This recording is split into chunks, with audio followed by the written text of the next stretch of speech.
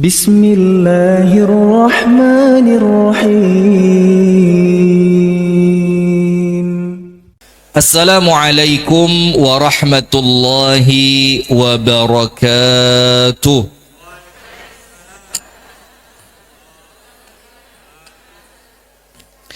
Bismillahirrahmanirrahim. Alhamdulillahi rabbil alamin. Allahumma salli wa sallim ala nabiyyina Muhammadin wa ala alihi wa sahbihi ajma'in.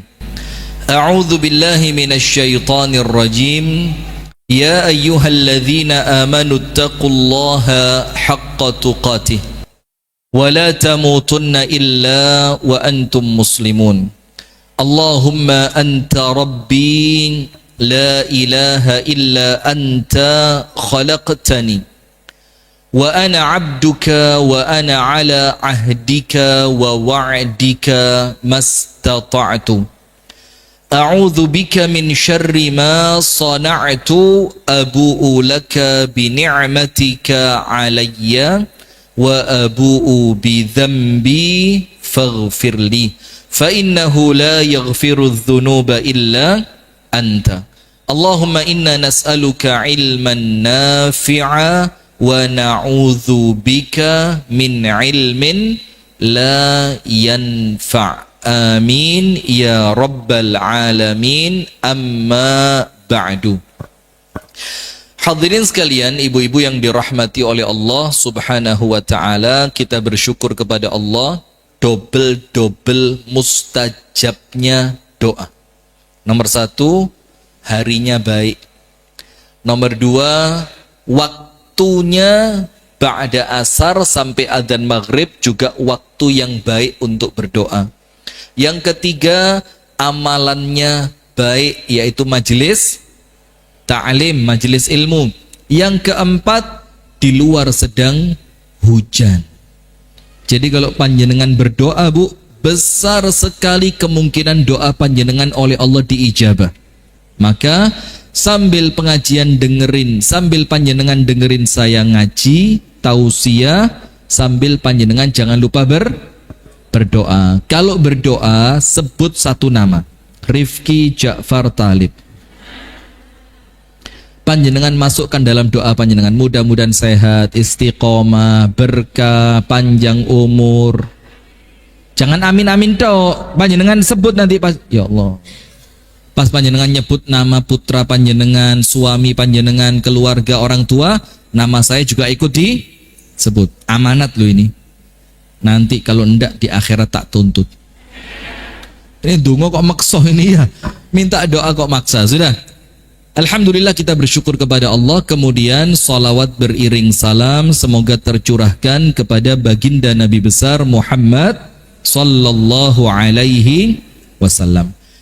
Yang diharapkan dari pernikahan, nomor satu, langsung untuk mempersingkat waktu. Nomor satu, apa yang diharapkan dari pernikahan? Kita berharap pernikahan itu bernilai ibadah. Nomor satu, kita berharap pernikahan itu bernilai ibadah. Sehingga apabila kita menikah, tentu kita berharap apa?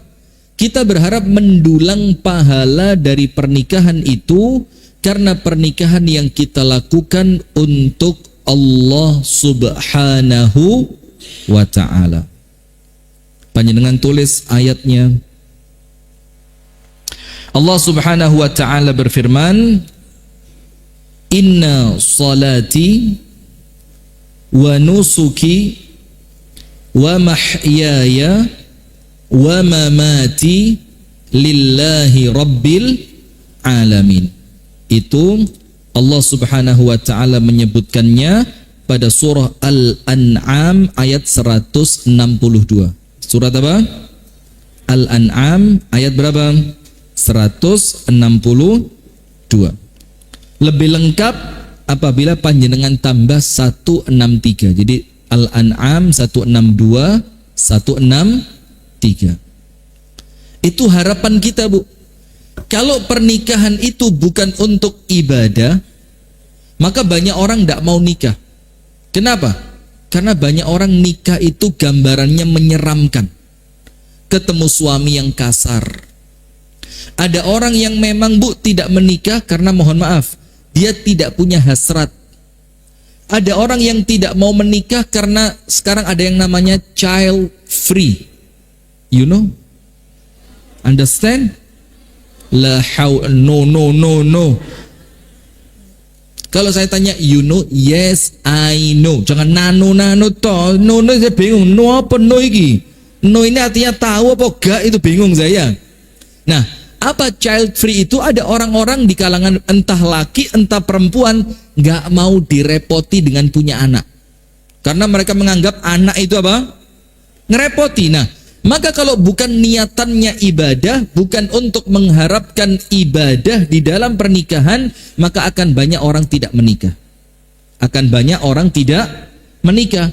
Maka itu yang sering saya sampaikan di keluarga saya, Bu. Kalau ada yang ditinggal wafat oleh istrinya dalam keadaan usianya tidak muda lagi, maka dia punya dua pilihan. Tidak menikah karena mau fokus ibadah, boleh apa enggak? Boleh. Tapi kalau memang dia memilih menikah, jangan dihina. Karena menikah itu bukan aib. Karena menikah itu bukan cuma urusan ranjang. Tapi orang itu nikah, Bu, kepingin punya temen ngobrol.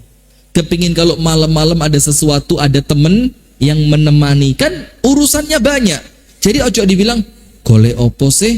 Wis tuwek kok sih rabi. Nah, karena panjenengan bayangkan nikah itu urusan ranjang tok, padahal nikah itu ibadah. Melayani suami dapat pahala, ngrungokno omongane curhatannya suami dapat pahala, ngeladeni suami bikin kopi dapat pahala. Nah, maka saya sampaikan di keluarga saya, kalau perlu nikah enggak apa-apa. Cuma kadang-kadang kendala di siapa? Anak-anaknya.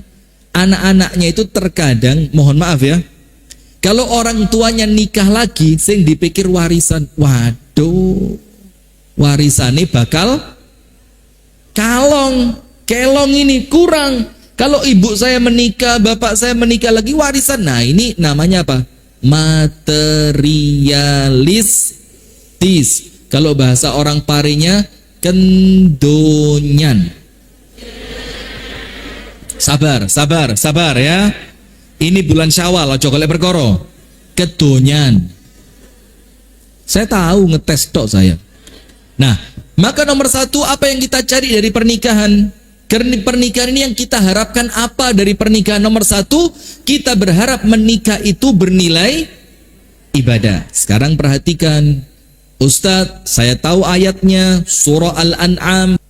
Maka Pak Samsul, saya sisa 6 ya, dapat 14 dari kuota 20 ya. Saya minta 4 Pak Samsul. Masuk 20 dijaluk papat ka oleh rek. Yunda lah, masing-masing masjid punya kuotanya masing. Monggo. Nah, arti awalnya sembelihan, nusuk.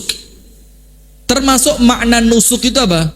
Manasik haji atau manasik umroh. Maka makna khususnya sembelihan, makna umumnya ibadah. Entah itu haji atau umroh, tapi bisa diartikan ibadah secara umum. Sesungguhnya salatku, wa nusuki, ibadahku, wa mahyaya, hidupku. Maka kita ini hidup, Bu, untuk Allah. Wa mamati, harapan kita nanti sampai kita semuanya wafat, lillahi rabbil alamin. Itu syiar. Itu apa? Syiar. Kudu ketulis di jerone hati, Bu. Saobai awak kudu untuk Allah. Panjenengan paham? Keluar rumah untuk Allah. Berada tetap tinggal di rumah untuk Allah. Tidurnya untuk Allah. Bangunnya untuk Allah. Kerja untuk Allah. Termasuk menikahnya untuk Allah. La syarika lahu, tidak ada sekutu bagi Allah di dalam perkara ini. La syarikalah, dalam urusan yang 4 tadi, salat, ibadah, hidup, mati. La syarikalah, tidak ada sekutu bagi Allah. Semuanya kita tauhidkan, kita esakan hanya untuk Allah. La syarikalah. Tidak boleh ada selain Allah dalam urusan tadi. Wa bidzalika umirtu, dan untuk perkara itulah aku diperintah oleh Allah. Jadi untuk perkara mentauhidkan Allah di dalam sholat, di dalam ibadah, di dalam hidupnya, di dalam matinya, hanya untuk siapa tadi? Allah. Nah, untuk perkara inilah aku, kata Nabi Muhammad, diperintah sama Allah. Wa ana awwalul muslimin, dan aku berikrar. Ini diproklamirkan, gak oleh disimpen jerone hati, kudu ditampakkan di dalam ibadah. Wa bidzalika umirtu wa ana awwalul muslimin, dan aku ikrarkan, akulah orang yang pertama kali Islam. Nah, maka sekarang ibu-ibu, nomor satu, apa yang kita harapkan dari pernikahan? Ibadah. Kalau nikahnya untuk ibadah, senengnya baik, susahnya juga baik. Angkat tangan.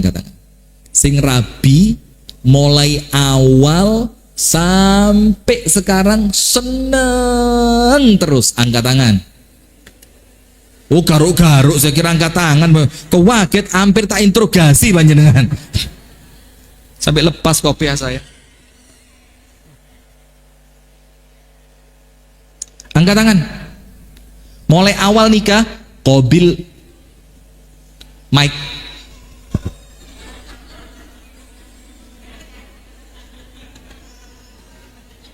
Punya ilmu menghilang sekarang.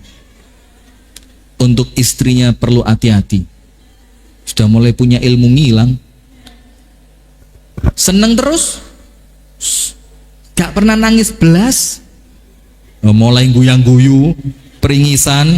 Nggak ada, Bu. Nah, tapi kalau nikah kita untuk Allah, nikah kita untuk ibadah, orang itu kalau dapat nikmat disyukuri jadi pahala, dapat ujian disabari juga jadi suami, ujian buat ibu-ibu. Betul apa enggak? Tapi sebaliknya, ibu-ibu juga ujian untuk siapa? Suaminya. Nah, itulah maka Allah berfirman dalam Al-Quran, wa ja'alna ba'dakum li ba'din fitnatan atasbirun. Kami jadikan sebagian kalian ujian untuk yang lain. Kuncinya satu, atasbirun, apakah kalian mampu bersabar? Wes, selesai. Nomor satu, gak seruat. Apa yang kita harapkan dari pernikahan? Pernikahan ini bisa bernilai ibadah. Sip, faham? Ngerti? Maka niatnya kudu ditoto. Niatnya apa? Ditoto. Kalau panjenengan nikah niatnya untuk biologis, kalau pas suaminya letoy, ngamuk Anda. Apa ini? Suami kok tidak Tapi kalau niatannya bukan cuma itu, tenang. Kalau nikahnya untuk cari harta, pas hartanya habis, aku milih pegatan. Oh, kok melarat. Aku paling alergi di wong melarat. Kalau nikahnya untuk sekedar ketenaran, kalau ketenarannya hilang, pergi dia. Tapi kalau nikahnya untuk ibadah, insya Allah langgeng, awet dunia sampai akhirat. Allahumma. Nomor 2, tulis. Nikah untuk apa? Nikah itu, Bu, untuk dapat anak. Terus yang tidak punya anak bagaimana? Sabar. Alon-alon ya. Alon-alon ning kelakon. Sip. Nikah untuk apa? Dapat anak. Ustadz, kenapa nikah untuk dapat anak? Iya, karena panjenengan tulis 4 fungsi anak di dalam Islam. Tulisan. Kalau tidak nikah dapat? Saya tidak pakai nikah, Ustadz. Bagaimana caranya? Tak wiritan tok. Nanti saya kayak Siti Maryam, pret. Siti Maryam kok tinggal di Pare, dari cerita mana ini? Tidak ada. Kalau pengen punya anak, syaratnya apa? Nikah itu pun ya gak mek nikah tok terus moro-moro duwe anak, harus ada prosesnya. Paham caranya bagaimana? Maksud tak cerita nondik gini. Bismillah. 4 fungsi anak di dalam Islam. Nomor 1, anak itu apa? Tongkatnya orang tua ketika sudah renta. Anak itu apa? Tongkatnya orang tua. Maksudnya apa? Panjenengan kalau sepuh, Bu, lebih senang dirawat, nun sewu nggih, lebih senang dirawat perawat yang bukan keluarga atau lebih senang diramut sama anaknya? Anak. Panjenengan kalau sudah tua haji, senang diantar anak atau senang diantar mutawif yang bukan anak? Anak. Panjenengan kalau sakit senang dirawat anak, mudah-mudahan tidak sakit ya, mudah-mudahan sehat walafiat, panjang umur sampai 1000 tahun. Tidak mau 1000 tahun. Panjenengan mudah-mudahan tidak. Kalau sakit lebih tenang dirawat anak atau dirawat selain anak? Nah, panjenengan kalau butuh apa-apa, biasa yang diharapkan bisa membantu panjenengan siapa? Itulah maka fungsinya anak dalam Islam itu apa? Tongkat. Maka Nabi Muhammad menjelang wafat yang merawat siapa? Siti Fatimah. Bukannya Ibunda Aisyah. Iya betul, di rumahnya Ibunda Aisyah, tapi yang ngerawat Siti Fatimah. Yang ngerawat siapa? Anaknya. Kalau Siti Fatimah tidak ketemu sama Nabi Muhammad, dicari, aina Fatimah, mana Fatimah ini? Sampai ketika itu, sampai yang ngelap keringetnya Nabi, yang ngompres Nabi Muhammad pakai air ketika keringetan terasa sakit karena menjelang sakaratul maut, yang ngompres siapa? Fatimah. Dan sampai detik terakhir didampingi oleh Fatimah. Dan itu panjenengan tahu ceritanya ketika Siti Fatimah itu sama Nabi Muhammad dibisiki. Langsung Siti Fatimah nangis. Karena ngelihat Siti Fatimah nangis, Nabi Muhammad gak tego, dipanggil lagi, sini, dibisiki yang kedua kali. Langsung senyum, bahagia. Ibunda Aisyah tidak tahu, karena ini cuma bisik. Setelah Rasulullah wafat, Siti Aisyah tanya sama Fatimah, Fatimah, saya penasaran, tolong dijawab, kamu waktu dibisiki ayahmu yang pertama nyusul beliau. Nah, panjenengan kalau dibisiki begitu senyum apa jerit? Suami meninggal. Terus dibilang, "Jok khawatir, sampean nyusul meneh." Ini repot ini. Kenapa kita tidak mau? Karena kita tahu bekal kita belum cukup. Nomor 1, anak sebagai apa? Tongkat. Maka al-jaza min jinsil amal. Balasan sesuai dengan amalan. Maka kalau anak waktu kecil panjenengan elus, panjenengan sayang, panjenengan curahkan waktu untuk mereka, ketika mereka cerita ceriwis gak jelas panjenengan telaten mendengarkan, nanti itulah yang akan dilakukan anak ketika panjenengan sepuh. Panjenengan butuh waktu, dia datang memberi waktu. Pan butuh dengarkan. Ketika panjenengan telaten ngerawat anak waktu kecil, nanti mereka akan bales telaten ngerawat panjenengan ketika panjenengan sudah sepuh. Hal jazaul ihsani illal ihsan. Balasan suatu kebaikan adalah kebaikan yang serupa. Nomor 2. Apa fungsi anak dalam Islam? Estafet kebaikan.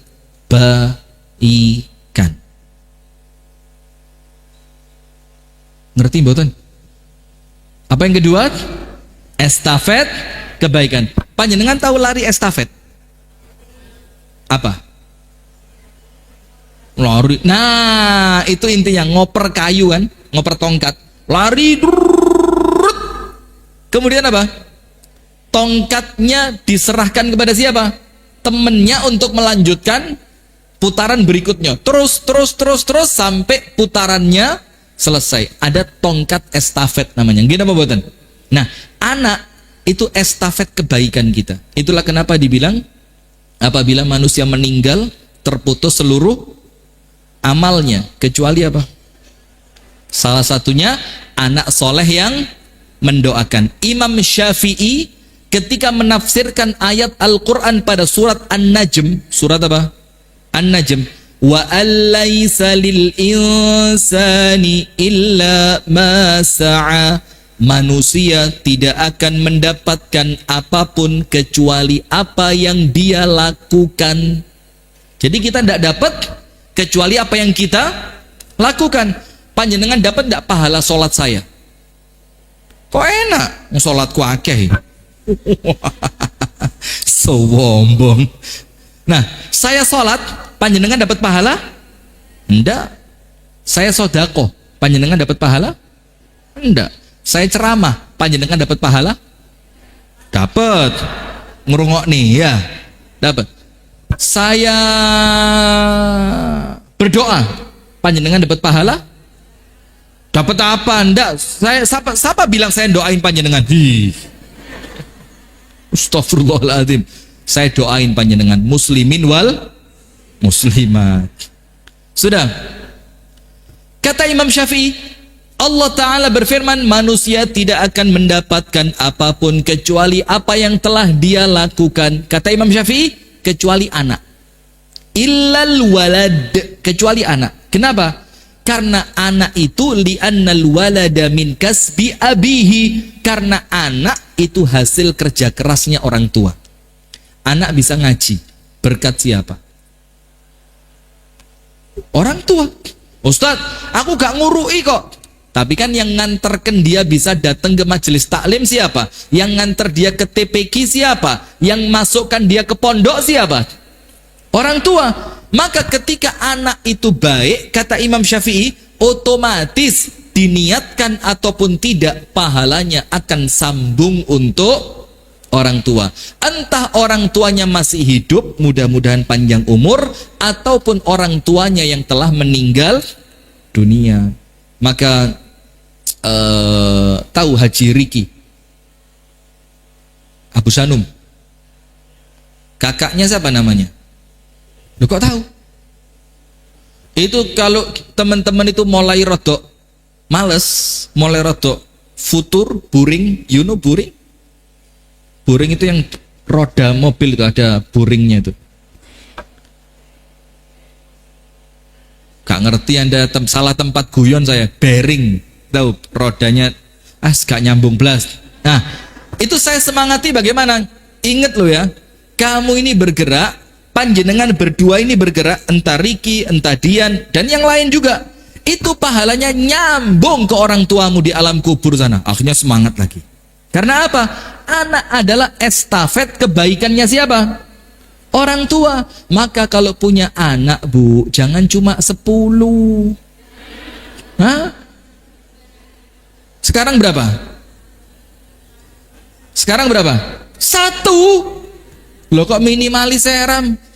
Itu setiap anak panjenengan umroh, panjenengan dapat pahalanya. Anak panjenengan sodakoh, panjenengan dapat pahalanya. Anak panjenengan ngaji, sholat, hafalan Quran. Fungsi anak dalam Islam itu, Bu, doa. Doa. Maka kalau panjenengan punya anak telung lusin gitu, Masya Allah, 36. Lo ndak percaya. Saya punya kenalan sak bapak sak ibu pitulas. Satu bapak satu ibu pitulas. Yang meninggal 4 waktu kecil. Jadi yang hidup berapa? 13. Akor, rukun, baik. Di sini yang panjenengan tahu paling akeh anake piro? 5? 5 itu standar lah, belum baik. Bukan belum baik, belum banyak. Berapa? Yang lebih dari 5 angkat tangan. Yang punya anak lebih dari 5.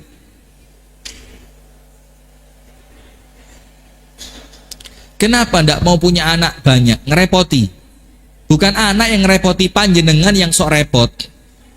Wong anak kok ngerepoti dari mana? Anak itu ndak minta dilahirkan. Panjenengan sing seneng meteng ae. Normal ya, sudah. Nomor 3, anak itu fungsinya apa? Doa. Saya meninggal, jangan saya. Siapa ya? Gak enak ya. Katakan Pak Ijo, Pak siapa? Pak Rifki.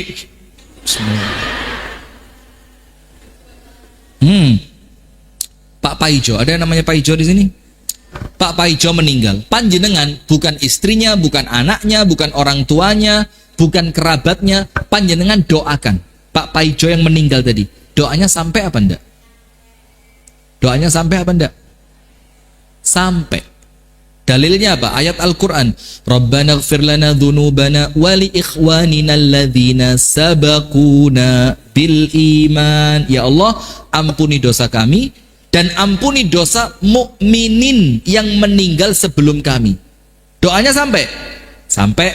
Itu pun kalau doanya sama Allah diterima. Ada enggak kemungkinan doa kita sama Allah tidak diterima?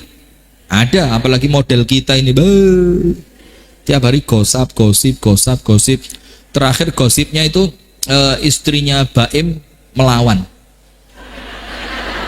Saya kok dituduh berselingkuh, padahal dia yang NPD. Tahu yang sudah ngikutin yang itu terakhir itu? Loh, terlambat Anda. Loh, saya kan sering cerita kalau Ustadz harus tahu. Lek ono pertanyaan cek iso. Nah, paham loh padahal wisan. Kalau belum ngikuti segera, itu seru banget itu. Dia tidak terima.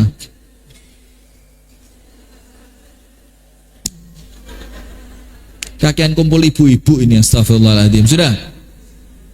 Ngomong apa sih tadi? Nah, ada kemungkinan doa kita tidak diterima? Ada. Tapi kalaupun diterima, yang meninggal tadi cuma dapat satu. Dapat apa? Dapat doanya tok. Itu pun kalau doanya Tapi kalau yang doain anak, orang tua dapat 2. Nomor 1, kalau doanya diterima, orang tua dapat seperti yang didoakan anak. Misalkan, ya Allah, lapangkan kubur orang tuaku, ya Allah. Kalau doanya diterima, kuburnya langsung lapang, seluas mata memandang. Itu kalau doanya diterima. Yang kedua, orang tua dapat pahala. Jadi anak mendoakan orang tua itu pahalanya sama Allah ditambahi. Pahalanya sama Allah apa? Ditambahi terus, tidak pernah berhenti selama anaknya berdoa. Kalau doanya anak tidak diterima, katakan doanya tidak diterima, orang tua tetap dapat pahalanya. Itulah kalau semakin banyak anaknya, kiriman doanya semakin banyak. Semakin sering anaknya mendoakan, semakin banyak pahala yang didapatkan oleh orang tua. Apalagi doanya itu ditambahi istri. Nah, kenapa harus istri itu loh? Siapa bilang istiqomah? Istighfar. Ini pengajian halal bihalal loh ini, jangan cari dosa loh ini. Apalagi kalau doanya ditambahi apa, Bu? Istighfar. Rabbighfirli dzunubi wali walidayya warhamhuma kama rabbayani shaghiran. Minta ampun, minta rahmat kepada Allah untuk kedua orang tua. Nah, kalau doanya itu istighfar, ya Allah ampunilah dosa kedua orang tua hamba ya Allah. Boleh bahasa Arab, tidak menutup kemungkinan juga boleh pakai bahasa Indonesia. Maka orang tua di alam kubur dalam hadis yang sahih, derajatnya sama Allah dinaikkan. Derajat naik. Sampai orang tua di kuburan tadi kaget. Ya Allah, ini sebenarnya apa amalanku? Kok sampai saya ini sudah di alam kubur, ternyata derajatku terus dinaikkan. Apa jawabannya Allah Ta'ala? Bistighfari waladika laka. Karena anakmu tidak putus memohonkan ampunan untukmu. Jadi anak meminta ampun untuk orang tuanya kepada Allah, itu di alam kubur dosanya orang tua diampuni, pahalanya orang tua ditambahi, derajatnya orang tua dinaikkan. Maka jangan pelit Bu, naik mobil Rabbighfirli dzunubi wali walidayya warhamhuma kama rabbayani shaghira. Ini termasuk doa yang seharusnya tidak ditinggalkan oleh anak ketika berdoa. Apalagi ada hadis yang sahih yang lain, ada orang tua didudui di kuburan, dung dung dung dung dung dung dung dung, malaikat tak putus mukulin dia. Na'udzubillah min dzalik. Tapi orangnya bukan panjenengan, karena panjenengan belum meninggal. Kalaupun nanti panjenengan meninggal, insya Allah panjenengan selamat dari azab kubur. Amin. Ini wajah-wajah aman semua ini. Kelihatan. Masya Allah. Ini muka-muka yang dirindukan oleh malaikat-malaikat rahmat ini.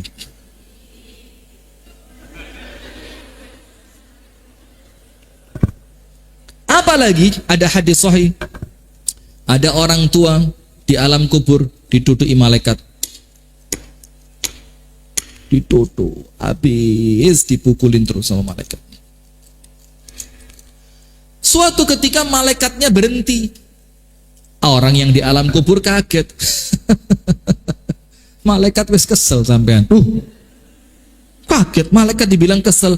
Nggak ada keselnya malaikat itu. La ya'sunallaha ma amarahum wa yaf'aluna ma yu'marun. Nggak pernah berhenti menjalankan perintah Allah. Kalau Allah perintahkan pukul, dipukul sampai Allah bilang berhenti. Tiba-tiba malaikatnya berhenti Bu. Ini penghuni kubur kaget. Tumben gak gebuk mana? Kesel, towo, kapok. Kata malaikat, enggak. Loh kenapa kok berhenti? Allah memerintahkanku untuk berhenti karena anakmu sedang mendoakanmu. Coba, seneng enggak punya anak? Kalau enggak nikah bisa punya anak? Nah, ya apa? Bisa. Bagaimana? Yo. Nah, nanti. Sudah. Nomor 3 apa? Doa. Doanya siapa? Anak. Nomor 4. Apa kebaikan anak dalam Islam? Syafaat. Syafaat. Bisa enggak seorang anak ngasih syafaat buat orang tuanya? Bisa apa enggak? Bagaimana caranya? Apa? Yang pertama, ketika anaknya menjadi penghafal Quran, dia bisa memberi syafaat untuk kerabatnya. Yang paling penting, yang paling utama, yang paling hebat, yang paling pantas diberi syafaatnya Quran oleh anak siapa? Orang tua. Maka salah satunya apa? Ketika orang tua bangkit dari alam kubur, kruk, malaikat datang, dung dung dung dung dung dung dung dung dung. Malaikatnya bawa mahkota, dikasih ke kepalanya orang tua tadi, krek, krek, bapaknya dapat, ibunya dapat enggak? Dapat? Oh, yang utama ibu, berarti ibunya harus berapa? Masya Allah. Ibu, berarti ibunya harus 3 Bu Ahmad. Betul apa enggak ini Bu Ahmad?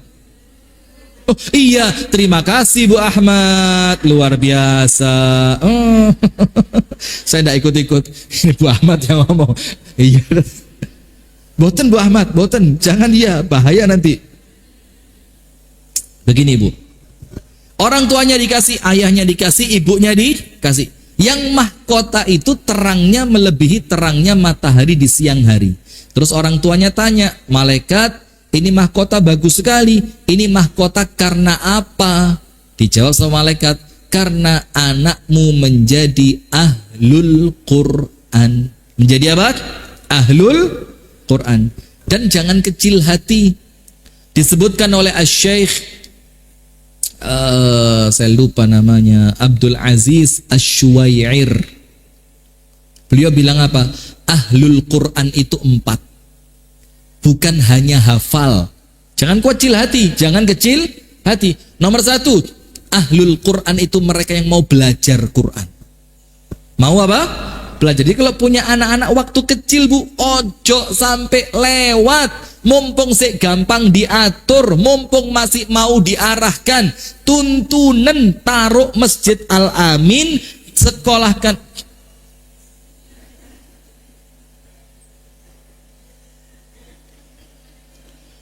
Sekolahkan sama Ustadz Yudi, suruh belajar ngaji. Nomor 1, anak yang belajar Al-Quran, itu ahlul Quran. Nomor 2, setelah dia pandai belajar, mulai latihan menghafal. Tapi belajar dulu, bacaannya diperbaiki dulu. Setelah bacaannya bagus, bacaannya lancar, tajwidnya bagus, makhraj hurufnya bagus, baru latihan apa? Hafalan. Setelah mulai latihan menghafal, tadabbur. Mentadabbur apa? Isi dan kandungan, itu ahlul Quran. Setelah ditadabbur isi dan kandungannya, diamalkan. Ini loh 4 ahlul Quran. Banyak enggak sekarang Bu, hafid Quran tapi akhlaknya enggak karuan?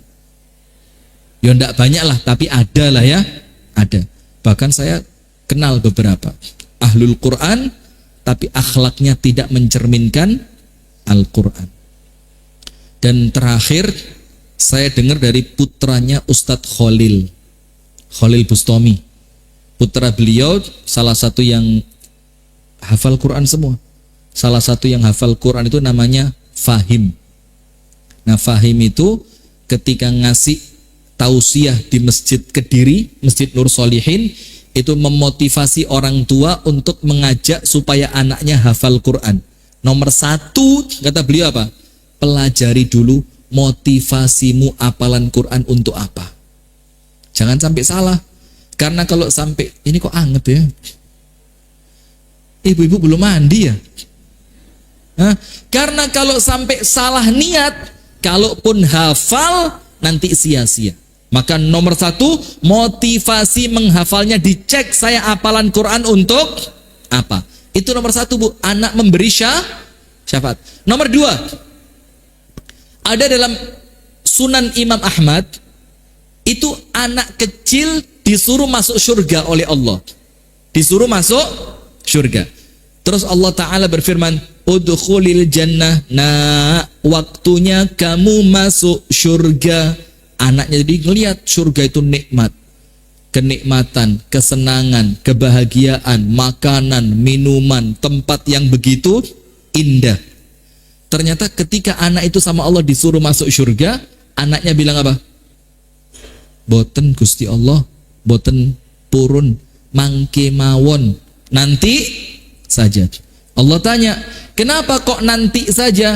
Itu anak bilang apa? Hatta yadkhula ma'i abi wa ummi. Saya tunggu di sini, saya tidak mau masuk terlebih dahulu sampai nanti saya masuk bareng bapak dan ibu saya.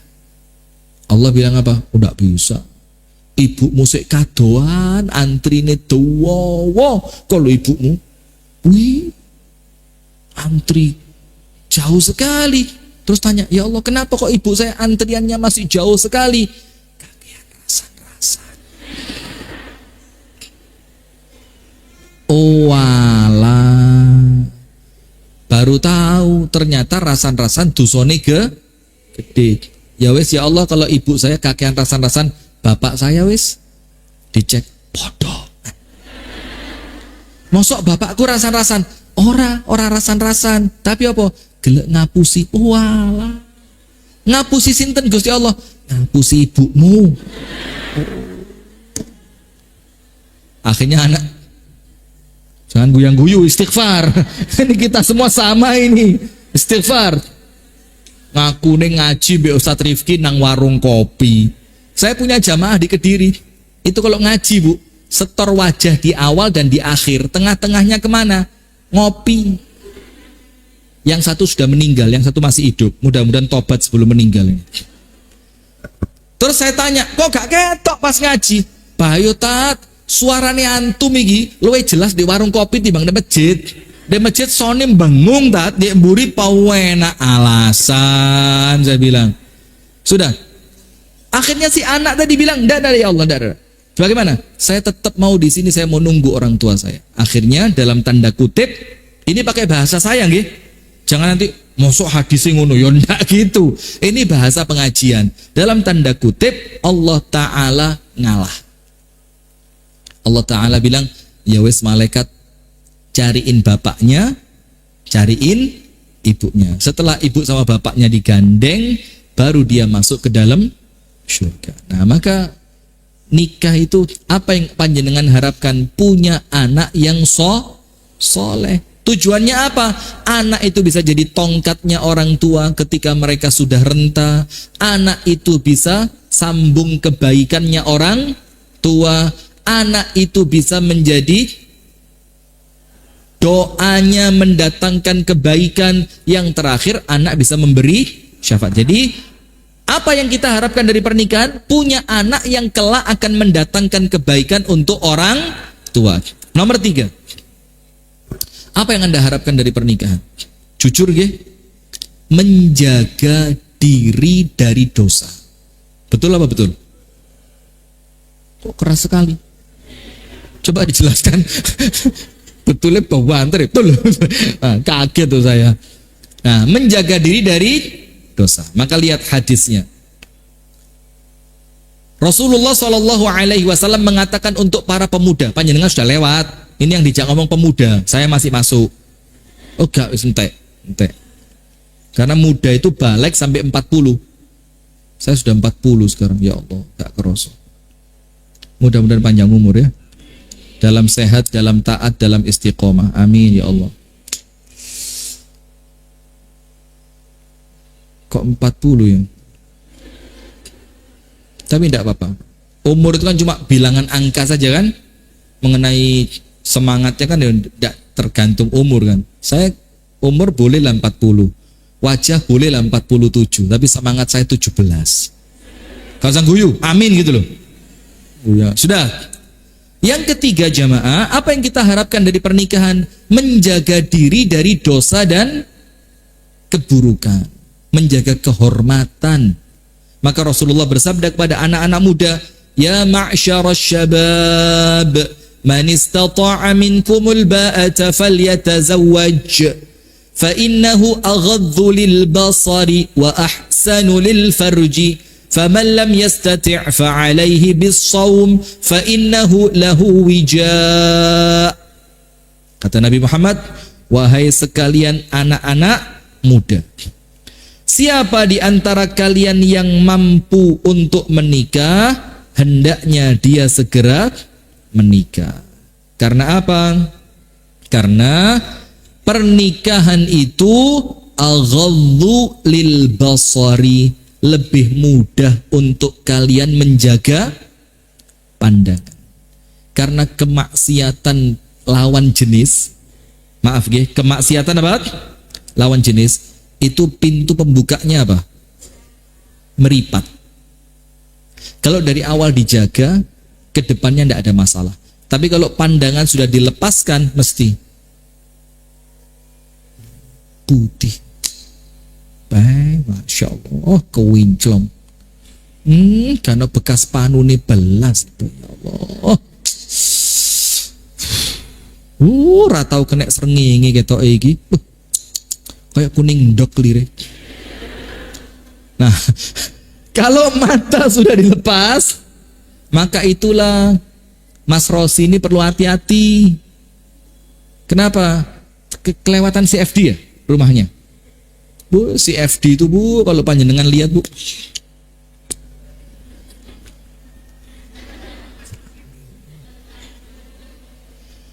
segini pakaiannya bu. Kalaupun agak panjang dikit, kewetat. Yang bikin miris. Saya lihat. Lu jamaah pengajian. Astagfirullah. Lu iya. Tapi mosok sih. Iya. Kok durung yakin? Iya. Astagfirullahaladzim. Nah, itu awalnya apa? Mata. Kalau mata sudah ditundukkan, yang lain insya Allah aman. Maka Nabi Muhammad memerintahkan pemuda untuk menikah. Nomor 1 untuk apa? Menjaga Pandangan. Karena kalau pandangan terjaga, yang lain insya Allah aman.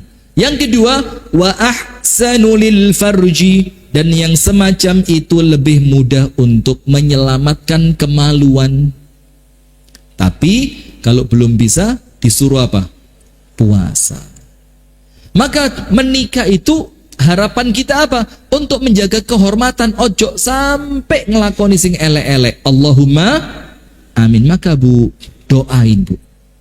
Saya sampaikan di mana-mana ini, kalau sekarang panjenengan punya anak laki, punya anak perempuan, umur SMP, SMA, apalagi kuliah, doain yang kuat untuk supaya Allah menyelamatkan mereka dari zina.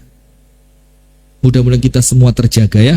Amin ya rabbal alamin. Nah, kemudian yang berikutnya lagi, sampai pun Nabi Muhammad SAW itu mengatakan wafi di dalam hubungan suami istri kalian yang sah itu ada pahala seperti pahala apa? Sedekah. Sampai para sahabat kaget, ya Rasulullah, apakah salah seorang di antara kami melampiaskan syahwatnya dan dia dapat pahala? Rasulullah bilang, iya. Bukankah ketika dia meletakkan syahwatnya pada yang haram, dia bakal dapat dosa? Iya. Ya begitu. Kalau ditempatkan di tempat yang haram dia dapat dosa, maka kalau ditempatkan di tempat yang halal dia dapat pahala. Sampai para ulama mengatakan apa Bu? Besarnya pahala hubungan suami istri yang sah itu sebesar kadar dosanya zina. Zina dosa kecil atau dosa besar? Sebesar apa?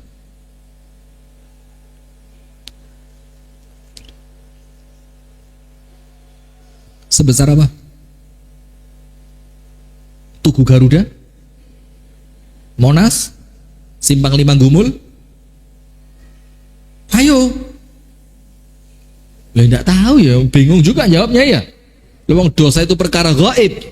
Nah, maka sebesar dosa zina, Allah siapkan pahala yang sama untuk mereka yang melakukan hubungan secara halal. Maka suami panjenengan Bu ojo dinengne gudon. Mas, pahala gede yuk. Ndak pakai seperti membunuh 100 Yahudi, ora enek iku ya. Mas, jihad yuk.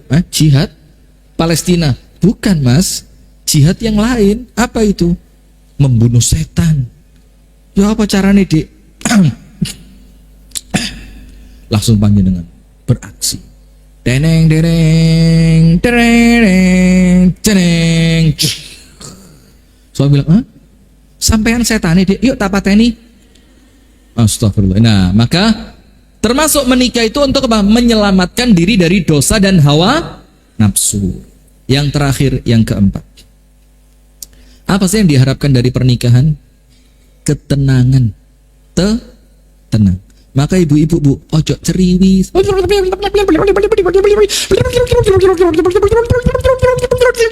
Suami bilang, suaminya langsung gini. A'udzubillahi minasyaitonir rajim. Bismillahirrahmanirrahim. Biar langsung aja. Saya siapa? Saya di mana? Loh, gak sadar. Gak, Ustaz. Orang yang sama? Atau pindah tempat saja? Ternyata bisa pindah dimensi beliau. Dari dimensi sebelah utara pindah ke dimensi sebelah. Antum ilmunya sudah dapat, tinggal prakteknya Ustaz. Menghilang sudah. Membelah diri di satu tempat dan waktu sudah. Tinggal prakteknya. Saya doain mudah-mudahan cepat Ustaz. Amin, amin.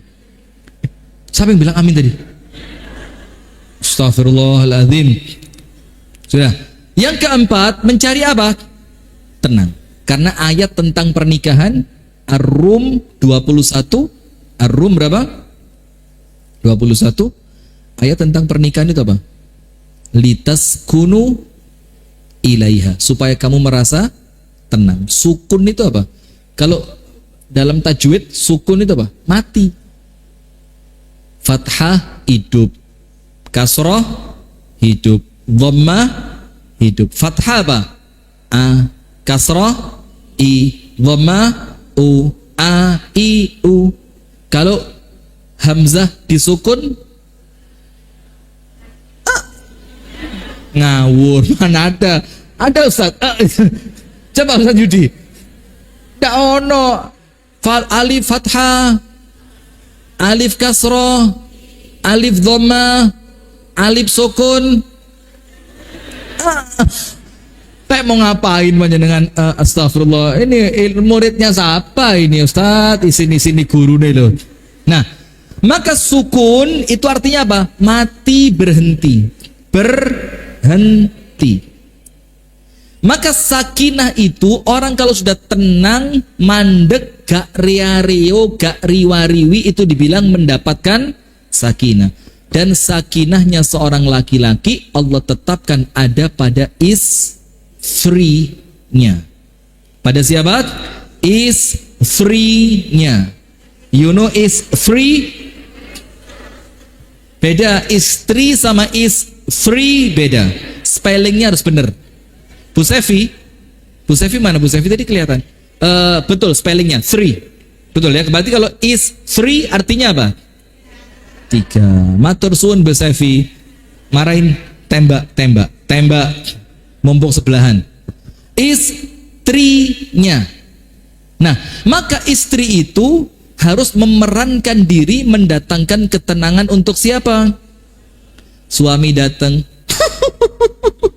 Masih inget rumah. Kirain sudah lupa. Ada yang model begitu? Tidak ada ya? Tidak ada. Istri ahli surga semua ini. Iya. Suami capek, tidak diributi. Sampai sini tinggal capeknya. Sama temen asik, rame, seru. Sampai rumah tinggal tidur.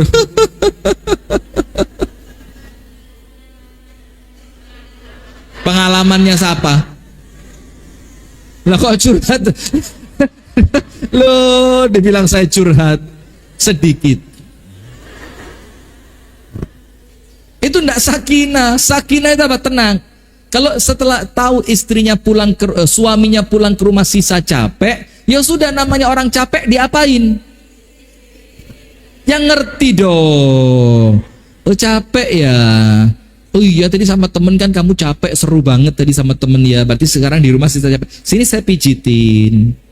Mijutnya pakai palu. Pas kena sirai. Saya tahu yang paling capek pikiran kan? Ini pikiranmu saya lempengin. Nomor 4, nikah mau berharap apa? Tenang. Maka bagaimana tenang itu datang? Cuma satu. Orang itu tenang kalau ibadahnya baik. Istri bisa mendatangkan ketenangan kalau istri itu ibadahnya baik. Suami bisa mendatangkan ketenangan ketika suami itu ibadahnya baik. Rumah tangga itu akan mendatangkan tenang kalau rumah tangga itu diisi oleh orang-orang yang ibadahnya baik. Faham nggih? Sip. Pas jam 5:05. Semoga ada manfaatnya. Itu yang dapat kami sampaikan. Ibu-ibu sekalian, perhatikan nomor 1, nikah mau cari apa? Ibadah. Surat apa? Al-An'am 162 163. Nomor 2, ibadah mau cari apa? Anak nikah itu berharap punya anak yang anaknya nanti mendatangkan 4 hal.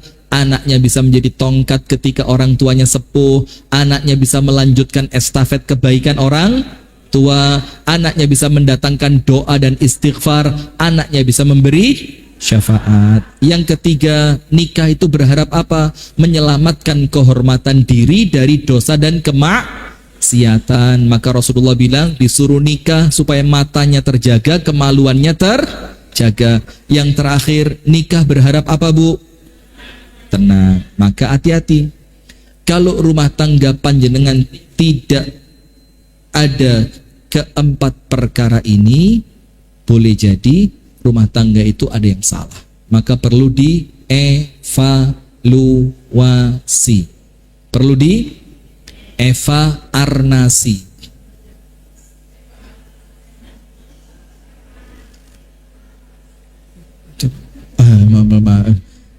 Tahu waktunya habis, kok usah digoda ta lah, di sini ekstrim loh Pak, waktunya habis itu mikir dipateni loh Pak, Masya Allah. Tempat lain pakai kertas, Ustadz waktu habis ini mic-nya mati, balas dendam Ustadz Yudi. Tidak boleh gitu Ustadz, orang itu hatinya harus baik. Baik Ibu sekalian, kita tutup dengan doa kafaratul majlis. Subhanakallahumma wa bihamdika Ashhadu an la ilaha illa anta astaghfiruka wa atubu ilaik. Assalamualaikum warahmatullahi wabarakatuh.